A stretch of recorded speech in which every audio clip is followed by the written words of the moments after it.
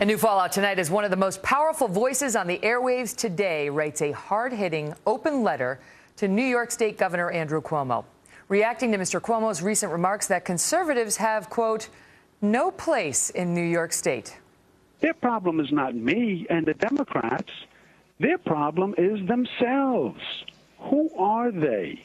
Are they these extreme conservatives who are right to life, pro-assault weapon, anti-gay? Is that who they are? Because if that's who they are, and if they are the extreme conservatives, they have no place in the state of New York. Because that's not who New Yorkers are. Glenn Beck is the man who wrote that letter to Governor Cuomo. He's founder and chairman of The Blaze. Glenn, great to see you. This got you all fired up. Explain why.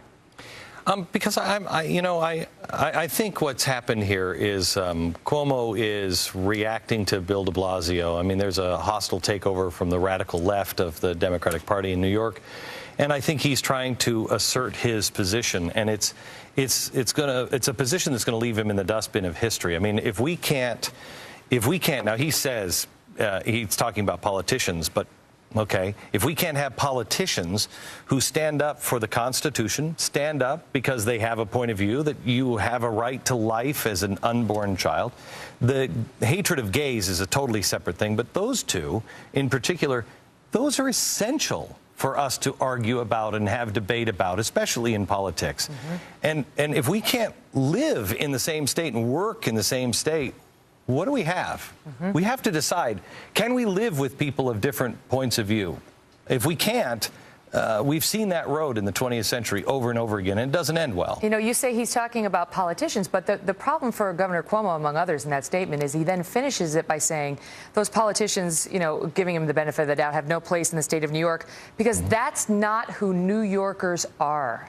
Right. And, you know, we had so many viewers write in and say, who is he to say who New Yorkers are? I mean, you look at the state makeup, and yes, the state leans left, but we've had, prior to Governor Cuomo, a Republican governor in this state, and there have been many politicians in New York State who are pro-life and who are not anti-gun, as Governor Cuomo would have the world believe. You talk about the importance of respecting minority rights and the history of our country and the troubles it leads to when we don't do that. I will tell you that Governor Cuomo sounds a little like the governor of Alabama when he was talking about the Freedom Bus and saying that Martin Luther King and those who want to march with Martin Luther King and be on the Freedom Bus should get out of the state. There's no place for those people here. I mean, where would the disenfranchised of the world in history be if we didn't have that pushback? Here's a group of people, and Governor Cuomo, I'm sure, would be all for tenure at schools.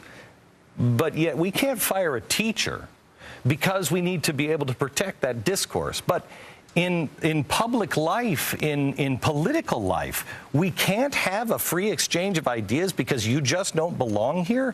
First of all, Governor, let me tell you something. We were one of the first on the scene. My charity organization, which has given $14 million away in the last, I think, 18 months, we were one of the first from Texas back to New York. We have helped some of the hospitals in New York with hundreds of thousands of dollars. So we're good citizens. We're there. We put our money and our back where our heart is. Plus, we pay hundreds of thousands of dollars in tax. We employ over 200 people. I have 200 people that work in New York State and New York City. Are they not welcome? Is our money not welcome? Are you going to leave? You suggest in the letter you might pull them. Quite honestly, I'm already in Texas. I figured that one out long ago. But I have employees that grew up in New York, live in New York, love New York. We have to have a presence in New York. But I will tell you that I make my case almost weekly to all my employees up in New York. We have a 150,000 square foot movie studio in Dallas, Texas, with an office with your name on it. What are you doing? What are you doing? It's the beautiful weather that keeps everyone here. No, it is. It's great in New York right now, isn't it? Thank you. Just great. But wait, there is more. Before we wrapped up the interview, I asked this question.